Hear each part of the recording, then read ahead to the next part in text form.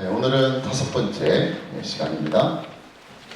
제5강 하나님 나라 보존의 언약. 다른 말로 표현하면 노아 언약. 그래서 오늘은 이제 노아 홍수에 대한 이야기를 좀 하게 될 텐데 그 앞과 전의 내용들을 한번 살펴보는 시간을 좀 갖도록 하겠습니다. 오늘 우리가 핵심적으로 살펴볼 성경 구절입니다. 한번 구절 보겠습니다. 창세기 9장 11절에서 13절까지 한번 같이 읽겠습니다. 시작. 내가 너희와 언약을 세우리니 다시는 모든 생물을 홍수로 멸하지 아니할 것이라. 땅을 멸할 홍수가 다시 있지 아니하리라. 하나님이 이르시되 내가 나와 너희와 함께하는 모든 생물들 사이에 대대로 영원히 세우는 언약의 증거는 이것이니라. 내가 내 무지개를 구름 속에 두었나니 이것이 나와 세상 사이의 언약의 증거니라. 아멘. 이 부분은 이제 노아 홍수 이후에 이제 노아와 하나님이 맺은 언약의 내용이 바로 이것입니다. 그런데 여기까지 가는 과정에 이제 어떤 일이 있었는지를 좀 생각해 보겠습니다. 다음 보시면 이제 오늘 이제 우리가 한번 생각해 볼 것은 아브라함 이전. 여러분 아브라함은 창세기 몇 장에 등장하죠? 다 나와 있는데. 아브라함 이전이 창세기 11장까지면 아브라함 언제 등장한다? 12장. 그 유명한 12장 1절부터 3절이 아브라함의 부르심이 나오잖아요. 그러니까 아브라함의 등장은 12장부터 아브라함이 등장합니다. 그런데 그 앞에 1장부터 11장까지 아브라함 이전의 내용들이 굉장히 중요한 의미가 있습니다. 이것이 바로 성경을 관통하는 하나님의 어떤 그 구원의 역사의 어떤 주기를 보여주는 사건들이 계속 연이어 나옵니다. 그러니까 여기는 그렇게 표현했죠. 5개의 주기가 있다. 어떤 주기가 있느냐? 죄, 심판, 은혜. 죄, 심판, 은혜. 이런 3가지 부분들이 계속 주기로 나타나는 그런 사건들이 일어납니다. 여러분 사사기에 보면 거기도 주기가 있죠. 어떤 주기가 있습니까? 이스라엘이 죄를 범합니다. 그러면 이웃나라가 쳐들어옵니다. 그러면 이스라엘이 죽겠다고 난리를 칩니다. 그러면 하나님이 사사를 세우셔서 그들을 구원해 주시고, 이게 이제 사사기를 관통하는 주기예요. 주기. 계속 사사를 중심으로 이렇게 돌아갑니다. 이 1장부터 11장에도 이런 주기가 있다는 거예요. 그 주기는 인간이 타락하고 난 이후에 하나님이 이 세상을 다스리시는 하나의 방식 가운데 나타나는 주기라고 볼 수 있습니다. 죄가 있고 심판이 있고 은혜가 있다. 우리 한 가지 살펴보면 아담부터 시작해보면 그런 거죠. 아담은 선악과를 따먹는 죄를 제일 먼저 저질렀죠. 그래서 심판이 뭐로 나타났습니까? 에덴 동산에서 추방되는 걸 나타냈어요. 그러나 그 가운데 은혜가 나타났죠. 하나님이 뭘 입히셨다? 가죽옷을 입히셨다. 예. 아주 가죽옷을 입히셨고, 그리고 정해진 수면은 심판일 수도 있지만 은혜일 수 있습니다. 왜냐하면 바로 죽이시잖아요. 바로 흙으로 돌아가지 아니하시고 인간에게 이 땅을 살아갈 수 있는 어떤 정해진 수명을 허락하시면서 살도록 하셨다는 거예요. 살도록 하셨다. 죄를 범하면 바로 그냥 끝장내셔야 되는데 그냥 비록 영원한 생명을 얻지는 못하지만 그 정해진 수명을 살도록 이 땅 가운데 살아갈 수 있도록 주신 것이 은혜의 한 부분이다. 그렇게 볼 수 있습니다. 그 다음에 이제 가인에게 이제 나타나게 되죠. 가인이 범한 죄는 뭡니까? 아벨을 죽인 거죠. 동생 아벨을 죽인. 쉽게 말해서 인간이 타락하고 난 다음에 에덴 동산에 쫓겨나서 일어난 첫 번째 죄악의 양상이 가인을 통해서 나타나는데 그게 바로 자기 형제를 죽인, 살인하는 것으로 나타난다. 심판은 어떻게 나타났습니까? 가인이 방랑자가 됩니다. 여기저기 떠돌게 됩니다. 그래서 이런 어떤 한 곳에 정착하지 못하고 방랑하게 되는 그런 심판을 받게 되었고, 그 가운데 나타나는 은혜가 뭡니까? 아벨은 죽었지만 대신 하나님이 누굴 주셨다? 셋을 주셨다. 나중에 자세한 내용을 살펴보겠습니다. 홍수도 마찬가지입니다. 죄는 인류의 악함이 이제 그에 달했다는 거죠. 그리고 심판이 임하였습니다. 하나님 홍수로 세상을 심판하시고, 그리고 은혜가 나타난 것이 노아의 방주와 홍수 이후에 노아와 맺은 언약이다. 그렇게 볼 수가 있고, 이제 노아 가정 안에도 죄, 심판, 은혜의 주기가 있습니다. 여러분 잘 아시는 것처럼 함이 이제 노아가 이제 포도주 마시고 막 이렇게 뻘거벗고 막 이렇게 술 취해가지고 이렇게 누워 있을 때 이제 함이 노아의 수치를 드러냅니다. 셈은 어떻게 했습니까? 덮어줬죠, 그죠? 뒤로 가가지고 이렇게 덮어주고. 그러니까 아버지의 수치를 드러냈다. 그래서 심판은 하나님이 함과 가나안에게 저주를 내죠. 근데 너희들은 이제 종이 될 것이다. 그렇게 저주를 내리시고, 그러나 그 가운데 은혜를 주셨는데 이런 노아의 과정을 통해서 생육하고 번성하게 됐다는 거예요. 그래서 여기서 은혜가 나타나고 이제 바벨탑이 거의 뒤에 나옵니다. 바벨탑은 오늘 다룰 내용이 아니고 다음 이제 아브라함 다룰 때 이제 함께 다루게 될 텐데, 바벨탑은 한마디로 말하면 하나님의 그 노아 언약을 못 믿겠다는 거예요. 노아 언약의 핵심이 뭐냐? 내가 다시 물로 이 세상을 심판하지 않겠다는 거예요. 그게 노아의 언약이에요. 그래서 무지개를 주신 거예요. 그런데 사람들은 그걸 못 믿겠다는 거예요. 또 물로 우리를 심판할까 싶어서 뭘 세웠다? 탑을 세웠다. 아무리 큰 홍수가 와도 우리가 끄떡 올 수 있는 높은 탑을, 하늘에 닿을 만한 높은 탑을 세우자. 그게 바벨탑이거든요. 그래서 인류가 바벨에서 하나님을 대적했고요. 그 결과로 모든 인류가 다 이제 언어가 갈라지면서 다 짐이 흩어지게 됐어요. 그러면서 나타난 것이 은혜인데, 그 은혜의 양상이 바로 아브라함을 하나님 부르시는 걸로 나타난다. 그러니까 이제 1장부터 11장까지는 죄가 있고 심판이 있고 은혜가 있고 이 모든 어떤 주기를 바라다 보면 하나님이 우리를 통해서 구원하시는 그 구원의 그 역사 안에는 이런 주기가 있습니다. 죄가 있을 때에 반드시 심판이 있습니다. 하나님 죄에서 그냥 은혜로 그냥 넘어가시는 것이 아니에요. 항상 은혜는 하나님의 심판 안에서 주어지는 것이 은혜입니다. 여러분이 왜 큰 은혜를 누리고 사느냐? 하나님의 심판 안에서 우리가 누리고 있는 구원이기 때문에 그렇다. 그래서 이것이 1장부터 11장, 다시 말하면 하나님의 천지를 창조하시고 그 하나님의 나라로서의 이 세상이 망가지게 되고, 그래서 쫓겨나고 난 이후에 모든 어떤 인생의 어떤 모습들이 이런 5개 양상에서 이제 3가지 양상으로 5가지의 주기로 나타나는 것들을 우리가 계략적으로 살펴볼 수가 있습니다. 이제 그 다음에 한번 보시면 다음 페이지 보겠습니다. 이제 오늘 지난주 3장까지 1장부터 3장까지 해서 이렇게 아담과 하와가 에덴 동산에 쫓겨나는 것까지 우리가 생각했죠. 오늘은 이제 4장부터 이제 10장까지 11장 다음에 하도록, 다음 주에 할 수 있도록 하겠습니다. 이제 4장부터 11장까지의 내용을 우리가 생각해보면 간단히 요약을 이런 겁니다. 4장, 5장은 그 유명한 가인과 아벨의 이야기가 나오고 셋이 탄생하는 이야기가 나오고, 5장에는 아담의 족보가 쭉 등장하게 됩니다. 의미가 있습니다. 왜 갑자기 족보가 뜬금없이 나오느냐? 의미가 있기 때문에 한번 생각해 보겠고요. 그 다음에 창세기 6장부터 9장까지 보면 6장에는 왜 홍수 심판이 나타날 수밖에 없었느냐 하는 이유들이 거기에 쭉 나타나고요. 그 다음에 이제 7장에는 이제 홍수 심판의 과정이 쭉 나오게 됩니다. 그리고 8장부터는 이제 새로운 세상이 시작되죠. 노아를 중심으로 한 새로운 세상이 시작되면서 9장에서 노아의 언약이 주어지게 되고, 10장에 가면 이제 또 노아의 족보가 또 나타납니다. 또 이 족보가 굉장히 중요하거든요. 우리나라 사람은 족보가 중요한 게 아니라 인류 역사에 있어서 이 족보는 굉장히 중요합니다. 성경에서 족보는 굉장히 중요해요. 여러분도 뭐 다 이렇게 족보를 다 가지고 계십니까? 족보가? 다 집에 있습니까? 없습니까? 다 있으시죠? 또 족보를 굉장히 중요하게 여기잖아요. 보지는 않지만.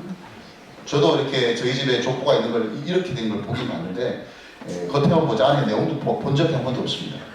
근데 이 족보가, 성경에 나온 족보는 굉장히 중요한 의미가 있는데 그게 하나님 나라의 관점에서 우리가 살펴볼 내용들이 분명히 있습니다. 그래서 10장에 노아의 족보가 나오고 11장에 바벨 사건이 나온다. 그렇게 이제 요약할 수 있는데, 자, 여기서 한번 잘 생각해 보세요. 창세기 1장부터 3절은 인류가 어디에서 왔는지를 설명해 주는 거예요. 누구한테? 누구한테 설명해 주는 거죠? 인류가 어디서 왔는지를 누구한테 먼저 설명하는 거예요? 우리한테 설명하는 게 아니고 누구한테? 1차 독자가 누구라고 그랬죠? 여러분 창세기를 여러분 생각할 때는 항상 1차 독자에 대한 생각을 하셔야 됩니다. 1차 독자란 말의 의미가 뭡니까? 처음 이 성경이 쓰여졌을 때 처음 이것을 들은 사람들이에요. 누가 들었을까요? 한번 얘기했는데 첫 시간이라고 얘기한 것 같은데 누가 들었죠? 출애굽한 이스라엘 백성들이. 여러분 창세기, 출애굽, 레위기, 민수기, 모세오경은 모세가 하나님으로부터 받아서 누구에게 전한 말씀이에요? 이스라엘 백성들에게 전한 말씀이 1차 독자. 다시 말하면 제일 먼저 이 말씀을 들은 사람이 1차 독자인데 그 사람들은 누구냐? 출애굽한 이스라엘 백성들이라요. 그러니까 모세가 그들을 애굽에서 끌어낸 게 아니죠. 구원해가지고 이렇게 약속의 땅으로 가지 않습니까? 가면서 이제 이스라엘 백성들에게 설명하는 거예요. 야, 우리 인류가 어디서 왔는지 아니? 그래서 1장부터 3장 있는 거예요. 그런데 4장부터 11장은 어떤 의미야? 우리 민족은 어떻게 해서 생겼는지 아니? 거기가 이제 4장부터 11장까지 이제 배경을 설명하기 위해서 4장부터 11장까지의 내용이 나오는 거예요. 그러니까 출애굽한 이스라엘 백성들이 모세에게 이 창세기의 말씀을 들을 때에 1장부터 3장까지 그들이 들을 때에는 아, 인간이라는 것이 이렇게 생긴 것이구나 라는 것을 알게 되었고요. 4장부터 11장 이 내용을 쭉 지나오면서 이제 아브라함이 나오잖아요. 아브라함이 자기들 조상이잖아요. 아브라함이 나오면서 그들이 알게 된 겁니다. 아, 우리 민족은, 우리 이스라엘은 어떻게 해서 오게 되었는지를 이 내용을 들으면서 그들이 알게 된 겁니다. 아, 그래서 우리가 하나님의 구원을 경험하고 지금 약속의 땅으로 가는 것이구나. 그것을 설명하기 위한 과정에서 나타나는 4장부터 11장. 하나님이 왜 아브라함을 부르시는지에 대한 내용이 바로 이 부분에 나와 있다라는 것을 알 수가 있습니다. 그래서 아브라함의 후손이라는 그 정체성을 알려주시기 위해서, 보여주시기 위해서 4장부터 11장까지가 있다. 그렇게 보면 되겠습니다. 참 신기하죠. 하나님이 아담을 만드셨어요. 아담을 창조하셨습니다. 그리고 아담을 통해서 인류가 퍼져나갔어요. 그런데 죄가 가득 참을 해서 인류가 싸그리 다 없어졌어요. 누구만 빼고? 노아. 그러니까 노아는 어떤 의미에서 또 다른 아담이 된 거예요. 그죠? 아무도 없던 세상에 아담이 딱 생겨가지고 아담을 통해서 인류가 확 퍼져나갔잖아요. 그리고 그 인류가 홍수 심판 때문에 다 사라지고 이제 또 한 사람이 남은 거예요. 그게 노아라는 거죠. 그리고 노아를 중심으로 또 인류가 확 퍼져나갑니다. 바벨탑 사건까지. 그리고 또 하나 사람이 등장하는 그 사람이 바로 아브라함이라는 거예요. 그래서 이 아브라함으로부터 시작된 구원의 구체적인 역사가 예수 그리스도까지 이어서 가게 되고, 이것이 오늘 우리가 누리는 예수 그리스도의 복음의 아주 중요한 한 맥이 되고 흐름이 된다는 걸 우리가 알 수가 있습니다. 그래서 이 부분을 우리가 한번 생각해 보겠습니다. 그래서 첫 번째 4장 5장 내용을 한번 보겠습니다. 가인과 아벨에 대한 이야기 잠깐 해보겠습니다. 여러분, 하나님이 이제 사건의 발단은 뭡니까? 가인과 아벨이 이 형제간의 사륙으로 일어난 그 배경이 뭡니까? 그죠?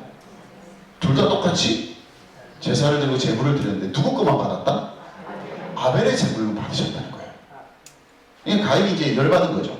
네. 그런 어떤 배경을 가지고 지금 이제 이 사건이 이제 일어나는데, 우리가 한번 의문을 가지죠. 왜 아벨의 제물만 받으셨을까? 그래서 이제 성경학자들이 이제 이 부분을 굉장히 이제 고민을 많이 하는 거죠.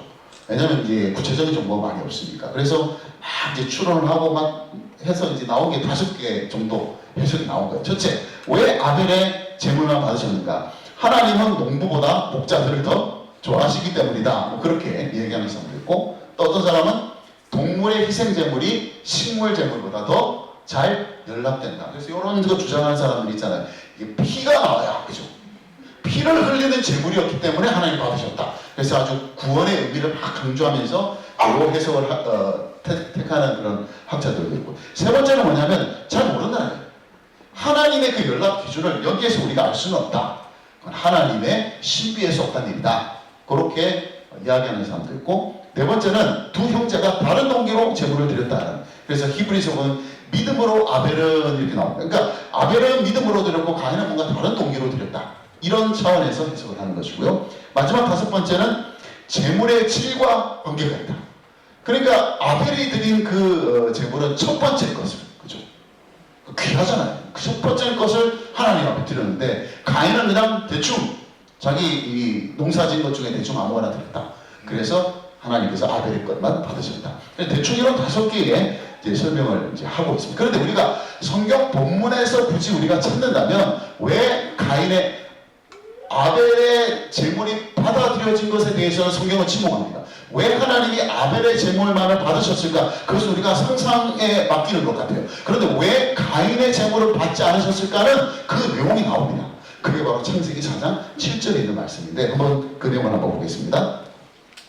그 다음, 이게 창세기 4장 7절입니다. 이건 잘못된 거니까요. 4장 7절로 수정하시면 되겠습니다. 한번 같이 읽겠습니다. 시작! 내가 선을 행하면 어찌 낯을 들지 못하겠느냐? 선을 행하지 아니하면 죄가 문에 엎드려 있느니라. 죄가 너를 원하나 너는 죄를 다스릴지니라. 아멘. 이게 쉽게 말해서 지금 이제 가인이 이제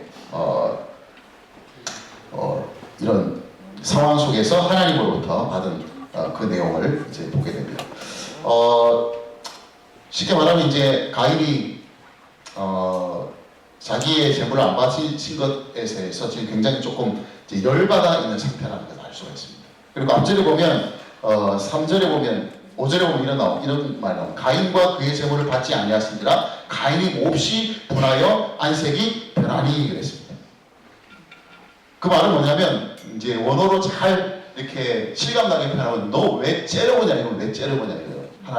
하나님이 그렇게 말씀하시죠. 왜 네가 분하여하면 어찌냐 그렇게 할 때 분하여한다 그 말의 의미는 왜 네가 나를 째려보느냐 이 말이에요. 그러니까 쉽게 말해서 가인은 지금 누굴 째려보고 있다? 하나님을 째려보고 있는 거지.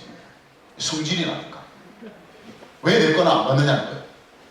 그래서 하나님이 지금 이 말씀을 하시는 겁니다. 왜 네 재물을 내가 안 받았는지를 설명하시는 내용이 창세기 4장 7절에 이렇게 나와 있습니다. 죄가 문에 엎드렸다. 그렇게 보면 죄가 문에 엎드렸다. 고대 근동에 보면 이제 문 앞에 웅크린 동물을 의미한다. 그렇게 얘기하기도 하고요. 고대 근동에는 신화적인 귀신이 있는데 문귀신이라는 게 있다는 거예요. 문귀신. 문 앞에 딱 기다리고 있는 귀신이 있다는 거예요. 그래서 문이 열릴 때 팍 덮치게 되는 그런 귀신이 있다는 거죠. 그런 어떤 상황적인 묘사를 통해서 지금 죄가 문 앞에 엎드려 있다라는 말은 뭐냐면 지금까지 죄가 네가 문을 열기만을 기다리고 있다라는 거죠. 그 말은 지금 가인의 뭐에 문제가 있다는 거예요? 가인의 삶에 문제가 있다는 거예요. 가인의 삶에. 가인의 재물에 문제가 있는 게 아니라 물론 다양한 우리 해석을 할 수, 5가지 정도 해석을 할 수 있지만 우리가 이 본문에 근거한다면 가인이 지금 자기의 재물을 하나님이 받지 않으신 가장 중요한 이유는 뭐냐면 가인의 삶에 문제가 있다는 거예요. 그게 뭐냐면 죄라는 거죠. 죄가 문 앞에 엎드려 있는데 그 죄가 너를 원한다는 거예요. 죄가 너를 원한다는 말은 뭐냐면 여러분 이 표현이 어디에 또 쓰였냐면 하나님이 그 하와에게 주신 그 말씀 중에 이게 있습니다. 너는 남편을 원하나 기억나십니까?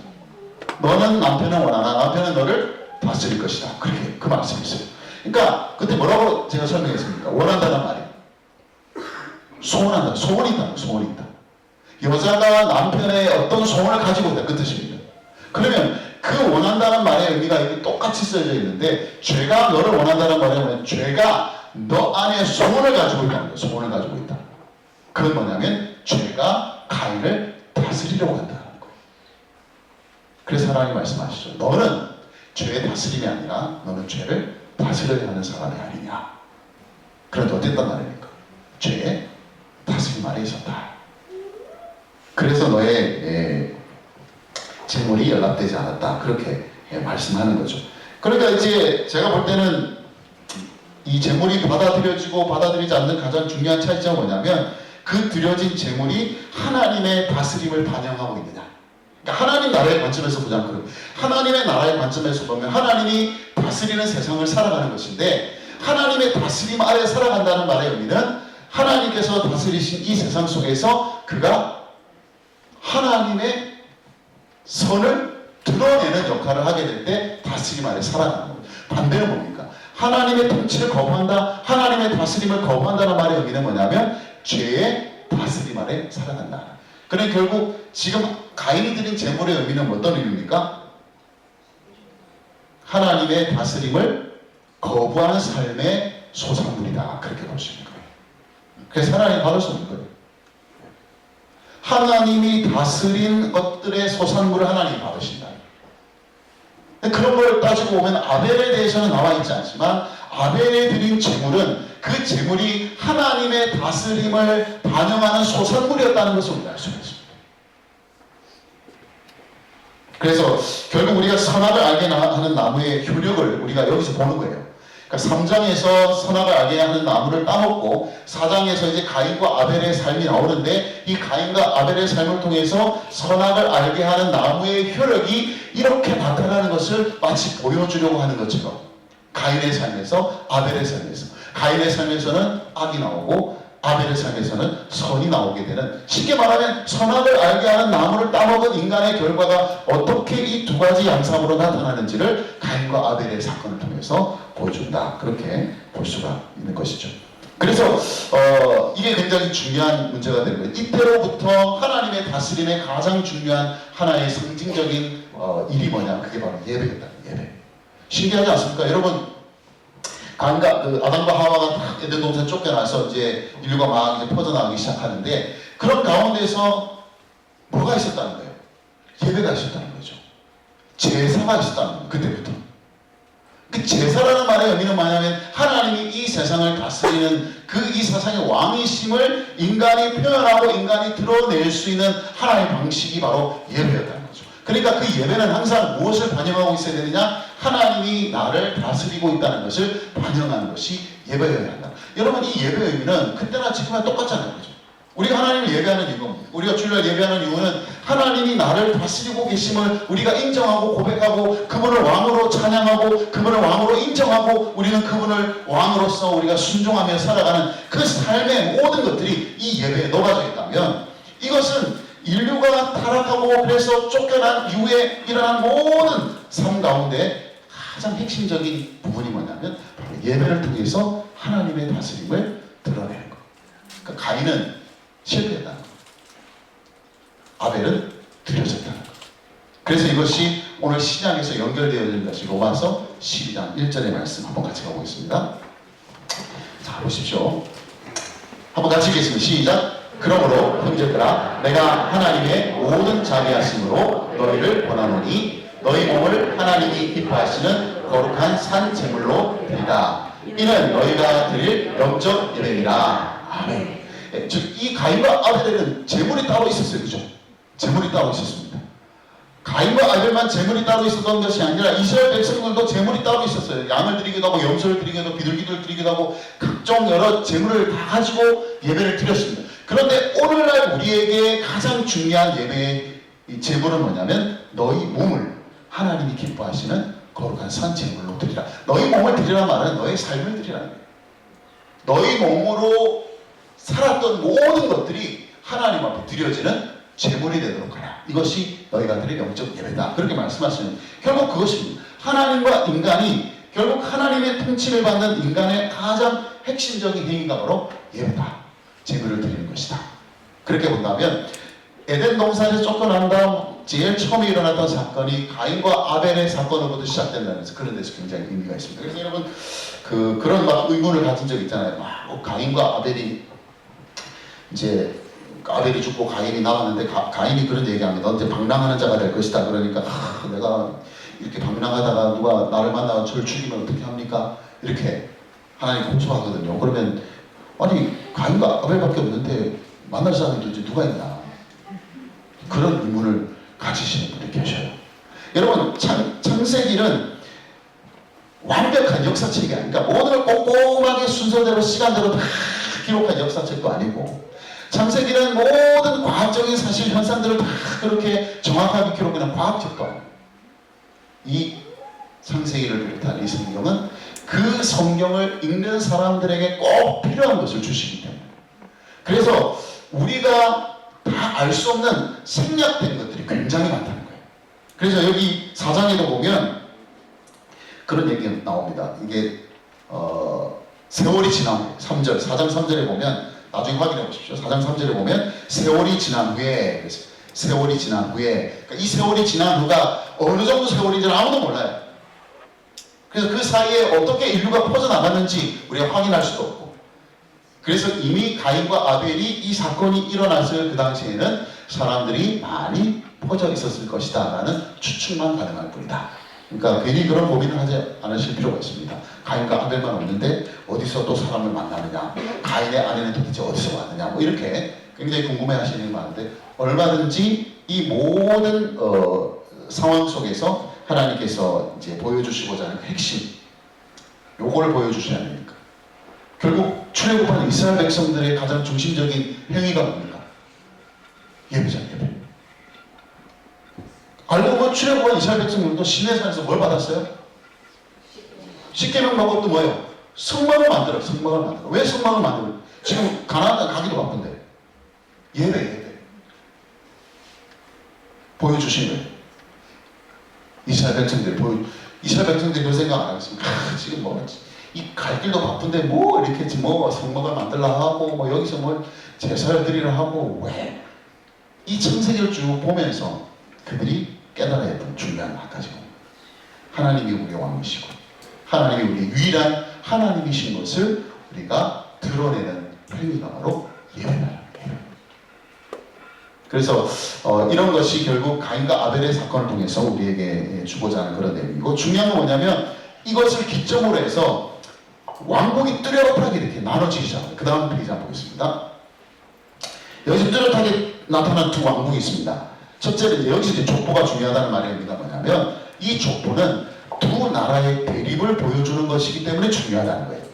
그러니까 이제 가인의 족보가 쭉 나와요. 그죠? 그래서 뭐 아담, 가인, 에녹이나 쭉 이런 이 사람이 나오고, 여기 동명이인입니다.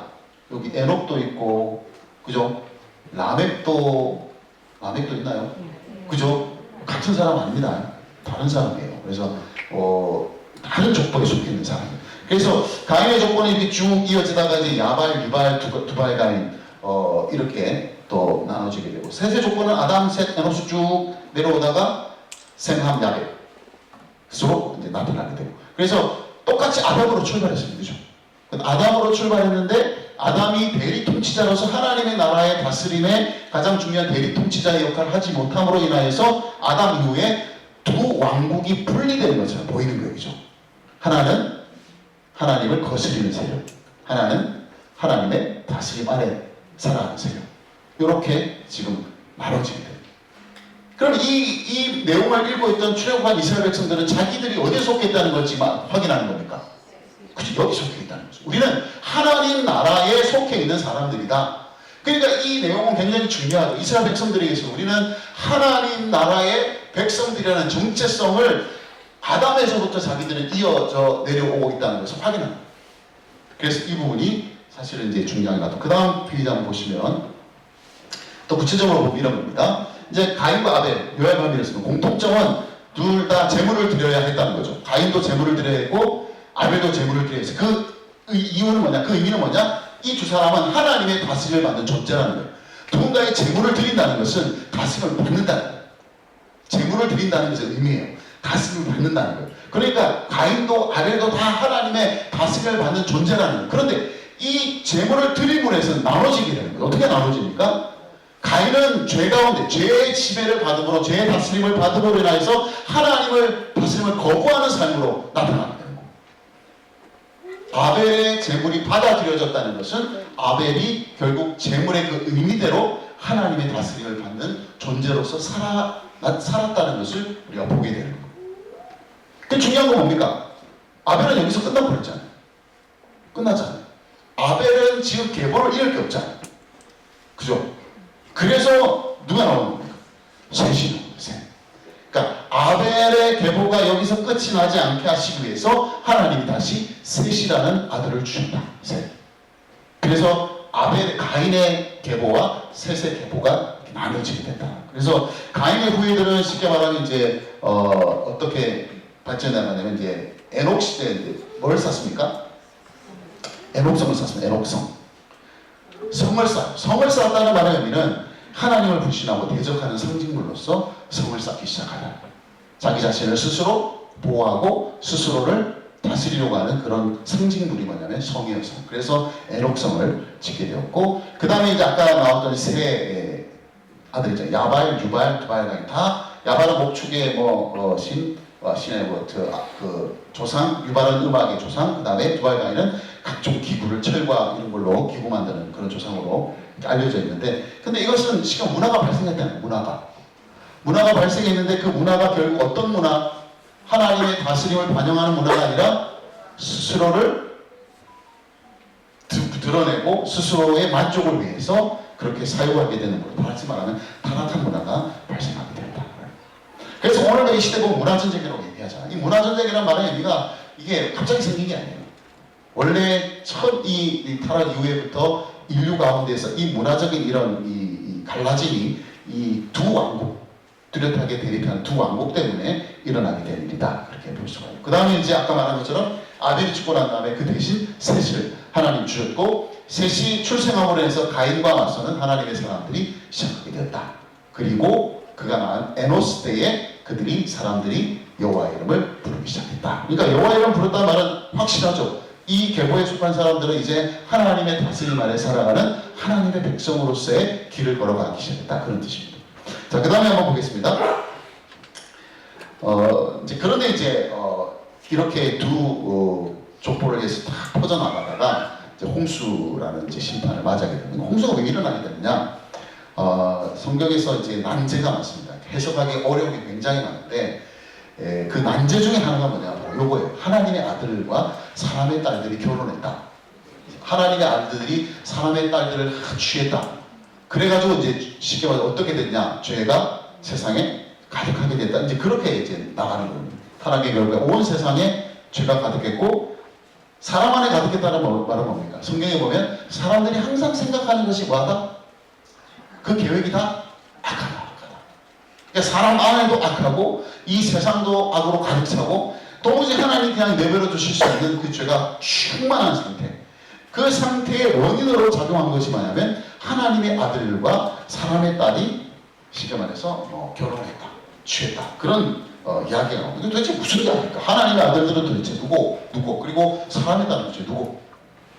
그래서 이제 이렇게 난제에 대해서는 이 의견들이 참 많습니다. 이 세 가지의 의견이 있습니다. 다음 페이지를 보시면 하나님의 아들과 사람의 딸의 의미가 뭘까 할 때 세 가지 이론이 있습니다. 첫째는 우주적 혼합 이론이 있고, 두 번째는 종교적 혼합 이론이 있고, 세 번째는 사회적인 혼합 이론이 있습니다.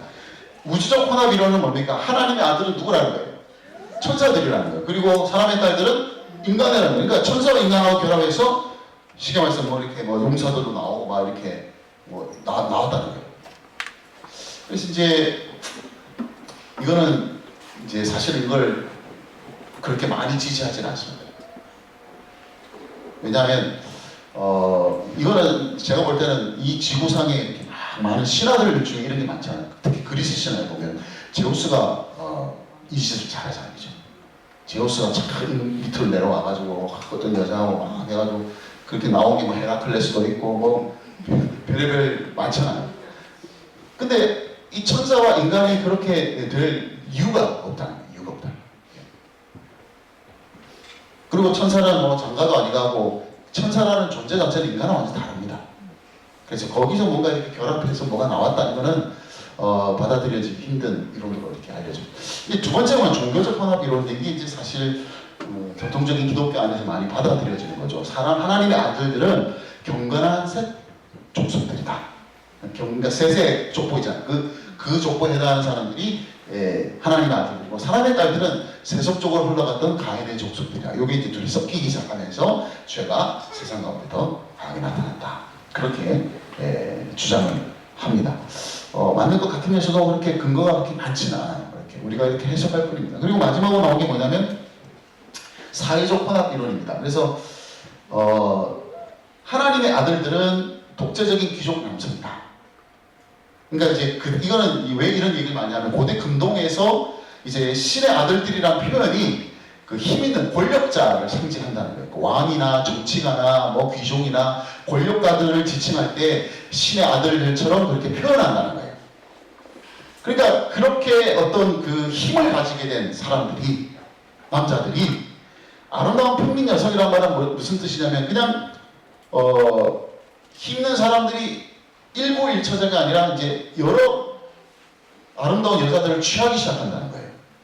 그래서 이전까지는 일부 일처제죠. 원래 일부 일처제죠. 아담 하와 딱 이렇게 일부 일처제인데 이때로부터 일부 다처제가 발생하기 시작했다. 그렇게 주장하는 거죠. 그러면서 권력에 대한 힘과 또 이런 일부 다처제를 통한 어떤 이런 사회적인 이런 현상들이 일어나는 것이 바로 인간이 타락하게 된 가장 중요한 배경이다. 그렇게 해석을 합니다. 그래서 뭐가 맞냐고 물으신다면 저도 잘 모르겠습니다. 다 가능성은 있어요. 그죠? 매매도 가능성이 없는 게 아니에요. 왜냐하면 이 둘 사이에서 누가 났습니까? 여기 보면 네피림이라고, 그죠? 네피림이라고 이제 네피림이 나타났다. 그래서 요 둘 사이에서 막 이런 고대 용사들이 나타났다. 그래서 이제 요것도 이제 그런 일 때문에 막 지지하고 이런데 어쨌든 약간 이쪽에 이제 우리가 많이 기울긴 하는데 그래도 이게 정확한 이거다라고 말할 수 없기 때문에 답을 하기 힘들죠. 어쨌든 이런 어떤 사람의 아들과 사람의 딸들의 어떤 결합이 어떤 일을 초래했는지는 분명하다는 거죠. 온 세상의 죄가 가득해지는 그런 일들이 일어났다는 것은 분명한 사실입니다. 그래서 하나님이 이제 이 세상을 다 심판하시기로 결심하시죠. 그런데 다 그냥 끝내시는 것이 아니라 새롭게 시작하시려고 한 사람을 택하십니다. 그 사람 바로 노아였다. 그래서 그 다음 보시면 이제 구원의 방주가 그래서 나옵니다. 홍수 시대에, 홍수를 아까도 말한 세 가지 주기로 표현한다면 죄, 모든 세상, 온 세상의 모든 사람들이 죄로 관영했고 죄로 가득했다. 그리고 하나님의 심판이 임하게 되네. 심판으로 끝나면 모든 게 끝나잖아요. 그래서 그 심판 가운데 여전히 드러나는 하나님의 은혜가 바로 구원의 방주로 나타났다. 그렇게 보게 됩니다. 그래서 타락의 결과로 망가진 창조 세계와 그 창조 질서를 다시 새롭게 하시고자 하시는 하나님의 계획을 가지고 구원의 방주가 나타났고, 이건 뭘 의미하냐면 인간은 하나님 나라의 대리 통치자가 되지 못했다는 것을 이제 의미하게 되는 거죠. 나중에 언약에 보면 이 내용이 나옵니다. 그 다음에 이제 노아를 통해서 구원의 계획을 이제 이루려고 하십니다. 거기 보면 이런 내용이 나와요. 그냥 사람이 어려서부터 악하고 죄가 그냥 가득하고 하나님이 이 세상을 쓸어버리기로 결심하셨다 그렇게 나오는데, 노아는 여호와께 은혜를 입었더라. 그냥 딱 나오는 거죠. 노아는 여호와께 은혜를 받았더라. 이걸 이제 어떤 영어 성경에서 뭐라고 번역했냐면, 노아는 하나님의 눈에서 은혜를 발견했다. 그렇게 말. 노아는 하나님의 눈 안에서 은혜를 발견했다. 그렇게 표현을 해놨습니다. 결국 하나님이 이제 노아를 통해서 이 모든 일들을 진행시키실 때에 그것은 노아가 거기 보면 막 그냥 당대 의로운 자다 이렇게 막 얘기를 합니다. 그래서 이 사람은 다른 사람은 죄를 다 져도 이 사람만큼은 전혀 막 죄를 안 짓는 완벽한 사람이다. 그렇게 해석할 수 없다는 이유가 바로 여기 있습니다. 노아는 하나님의 은혜를 아는 사람이었다는 뜻입니다. 그러니까 저와 여러분이 구원받은 것도 여러분이 의롭고 그래서 구원받는 것이 아니라 하나님의 은혜를 우리가 보기 때문에 그런 거예요. 그래서 우리가 그 은혜를 누리는 거죠. 우리가 뭔가 대단한 것을 이원해서 은혜를 받는 것이 아니라 우리가 하나님의 은혜를 바라보는 사람이기 때문에 결국 우리가 구원의 은혜 가운데 들어가게 된다라는 것이 이 노아의 구원을 통해서도 나타나는 일이다. 그렇게 볼 수가 있습니다. 결국 이 방주의 역할은 뭐냐면 생명을 보존하는 것입니다. 그리고 하나님의 창조 세계를 보존하는 것이고 하나님의 창조 질서를 보존하는 것입니다. 그러니까 물로 심판하신 거죠. 물로 다 심판하시고 새롭게 하시겠다는 것이 바로 이 방주의 역할입니다. 이 방주를 한번 다시 한번 의미를 생각해 보면, 다음 보겠습니다. 여러분 그 1차 독자 누구라 그랬죠?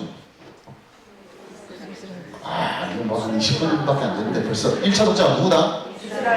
이스라엘 백성들. 이 이야기를 한 사람은 누구다? 모세. 그게 참 묘하지 않습니까? 여러분 노아의 방주에 쓰였던 이 방주도 테바트라는 히브리어입니다. 상자라는 상자. 그러니까 우리가 방주라고 할 때 배, 이렇게 배 생각하지만 히브리어 원어는 상자다. 상자 3층으로 된 상자예요. 엄청난 큰 상자죠. 그래서 이 테바트고, 모세도 나중에 어떻게 됩니까? 그냥 바로 그냥 아이들 다 죽이게 될 때 키우다 이제 안 돼가지고 어디에 넣어가지고 갈대 상자에 넣어가지고 나일을 싹 떠내려보내죠. 그때 그 상자도 테바트. 그러니까 노아나 모세나 공통점이 하나 있습니다. 그게 뭐냐면 모세나 노아나 하나님의 구원을 대행하는 사람이에요. 그죠? 노아는 모든 사람들이 다 심판 가운데 있을 때 유일한 구원의 길을 알고 있었던 사람. 모세는 이제 아까 이제 나오겠죠. 아브라함을 통해서 시작된 이스라엘 민족들이 이제 구원을 경험하기 위해서 하나님이 보내신 사람이 모세. 그런데 두 사람의 경험은 똑같이 구원의 방주, 구원의 상자 속에서 그가 그 구원을 경험했다. 노아도 쉽게 말하면 죽음의 권세로부터 보호하는 장치 아래에서 구원을 경험하고, 모세도 쉽게 말하면 갈대 상자 안에서 죽음의 위험 앞에서 그 갈대 상자로부터 보호함을 받고 그가 하나님의 구원의 역사를 이루어갔다는 것을 내용을 보게 되는데, 노아의 방주나 모세의 갈대 상자나 하나님의 구원을 설명하는 아주 중요한 장치다. 결국 이것이 주님께서 우리를 구원하실 때 예수 그리스도의 십자가의 은혜가 우리에게 미치는 영향은 뭐냐면 바로 이 방주와 같은 역할을 한다는 거죠. 여러분 우리도 이제 심판 아래 이제 서게 될 거 아니겠습니까? 온 세상이 심판하게 이제 마지막 심판 앞에 서게 될 거예요. 그럴 때 우리를 지켜줄 수 있는 방주가 누구겠습니까? 예수 그리스도 그분이라는 거예요. 그러니까 노아의 방주로부터 모세 갈대상자로부터 시작해서 이 구원을 상징하는 이런 것들은 결국 누구를 향하고 있는 것이냐? 예수 그리스도를 향하고 있는 것이다. 그것이 바로 홍수의 심판과 그 속에 나타난 구원의 은혜가 오늘 우리 가운데 나타난 구원의 은혜와 똑같은 연결성상이 있다라는 것을 우리가 알 수가 있습니다. 자, 그래서 이제 홍수가 왔습니다. 홍수 온 내용은 여러분 잘 아실 거니까 넘어가고, 그래서 홍수가 끝나고 난 다음에 이제 언약을 맺습니다. 그 다음 거 보겠습니다. 그 다음에 이제 요거 생략한 거예요. 이것도 설명해야 되나요? 홍수 뭐 이렇게 40일 동안만 비가 해야 되나요? 여기 할 것도 참 많긴 많습니다. 왜냐하면 이게 뭐 과학적으로 이렇게 주장하는 사람이 위 궁창 위에 궁창 아래 있는 궁창 위에 있는데 궁창 위에 물이 다 쏟아져 내려와가지고 인간 수명도 줄고 막 이런 얘기가 있어요. 근데 그런 얘기는 생략하고 이제 다 홍수가 끝나고 난 다음에 이제 노아와 함께 새롭게 시작하는 그런 내용을 한번 먼저 해보시냐면, 이 노아의 위치는 뭐냐면 아담의 위치는 똑같아졌다. 지금 이제 이 새로운 인류의 시조가 된 거예요. 아담으로부터 시작했던 그 인류가 노아의 홍수로 인해서 다 끝이 나고, 그 중에 구원받은 한 사람 노아와 그 가족들을 통해서 다시금 이 세상을 시작하시는 하나님의 계획이 이 노아 언약을 통해서 나타나는데, 재밌는 게 하나 있습니다. 똑같은 말씀을, 아담에게 하셨던 말씀을 똑같이 하시는데, 아담에게는 뭐라고 말씀해요? 네가 생육하고 번성하고 땅에 충만하라, 그리고 뭐하라? 땅을 정복하고 다스리라 했어요. 그런데 노아 언약에는 뭐가 빠져있다? 정복하라, 다스리라 말이 싹 빠져있어요. 그냥 생육하고 번성하라, 여기까지만. 노아에게 주신 언약의 내용 중에 정복하라, 다스리라 말씀이 빠져있습니다. 결국 무슨 의미? 대리 통치자의 한계를 보여주는 거죠. 결국 정복하고 다스리는 것은 그 의미상 하나님이 그 언약을, 그 말씀을 주실 때는 이제 대리 통치자로서 하나님이 너를 통해서 이 세상을 다스리겠다, 그런 뜻인데, 하나님은 이 모든 과정을 통해서 이제 언약을 새롭게 갱신하시면서 하시는 게 뭐냐면, 이제 이 대리 통치자의 한계를 보여주시는 거죠. 노아의 언약을 통해서. 그러면서 이제 언약의 증거를 하나 주시는데, 무지개를 다 보여주십니다. 요새는 이 무지개가 엉뚱한 곳에서 사용하는 바람에 무지개를 이제 쓰지를 잘못합니다. 미국에서 교회 무지개가 다 걸려있다가 무슨 뜻일까요? 잘 모르시겠습니까? 교회 갔는데, 여러분 미국에 교회 갔는데 교회에 이렇게 무지개 깃발이 쫙 내려와 있다. 뭘 뜻일까요? 동성애를 인정한다는 뜻입니다. 동성애 인정한다는 뜻이에요. 그래서 이제 무지개는 좋은 건데, 어디든 무지개가 보이는 교회가 있으면 거기는 이건 동성애를 인정하는 교회구나, 그렇게 보시면 돼요. 그러니까 지금 상징은 이 동성애를 상징하는 거 바뀌었는데, 사실은 거기 쓰라고 주신 게 아니거든요. 노아의 언약을 주시면서 이 말씀을 주셨는데, 무지개를 왜 보여주셨냐면, 쉽게 말하면 심판과 은혜를 동시에 보여주시는 장치가 무지개입니다. 그 다음 페이지 한번 보시면, 자, 무지개는 언제 발생하죠? 자연현상으로. 비 오고 난 다음에 뭐가 비칠 때? 해가 비칠 때. 그때 일어나는 게 무지개. 비와 햇빛이 이렇게 함께 막 이렇게 부딪히면서 발생하는 그 무지개. 근데 여러분, 비는 뭘 상징하죠? 심판을 상징하죠. 그 당시 사람들이 비만 많이 오면 가슴이 어땠을까요? 철렁하겠죠. 노아의 가족들은 비가 많이 오는 거 보면 철렁할 거예요. 그러니까 비는 항상 뭘 연상시키느냐? 이 세상이 비 때문에 멸망을 당했지, 비 때문에 심판을 당했지. 항상 비는 심판을 보여주는 거예요. 그런데 그 가운데 햇빛이 나타났다. 이거는 뭡니까? 하나님의 은혜가 그 가운데 임했다. 그래서 은혜가 임하게 될 때 나타난 이 무지개, 이것을 보면서 사람들은 어떤 메시지를 받느냐? 비를 보고 무서워하지 말라. 왜냐? 노아의 가장 핵심은 내가 다시는 물론 이 세상을 심판하지 않겠다 하시면서 보여주고 무시하는 것입니다.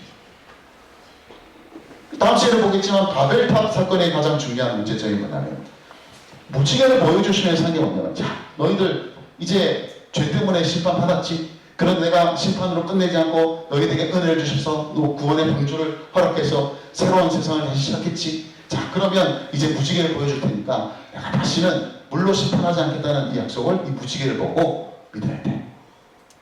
그 사람들은 그것을 못 믿는 거예요. 비만 보면 옛날 생각나고, 비만 보면 자기 엄마 아빠가 해줬던 말들이 생각나. 야, 이 세상이야 옛날에는 장난 아니었단다. 그냥 비가 그냥 다 쓸어가지고 그냥 딱 몇 사람밖에 안 남았다는 거 아니냐.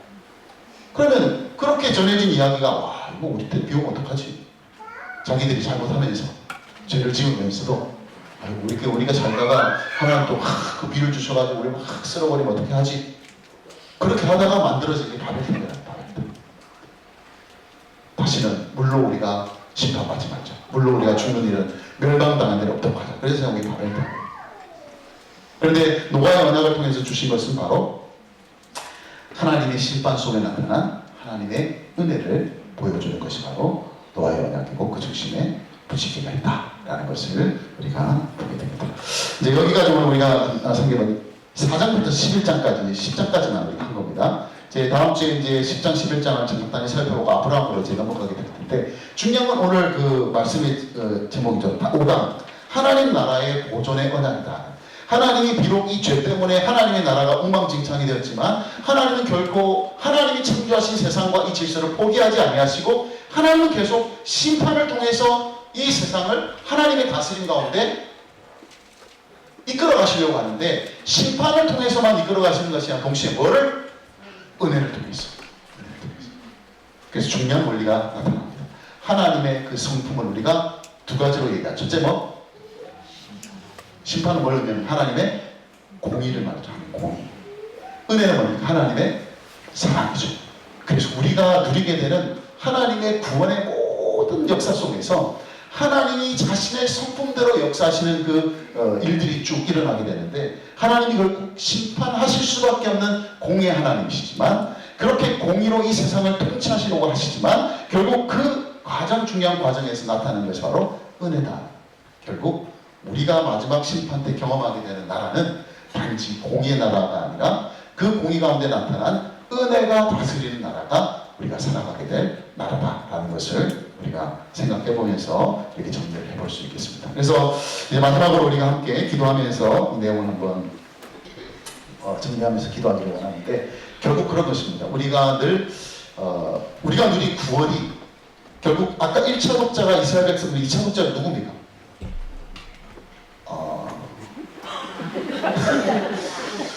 1차 독자가 또 따로 있나요?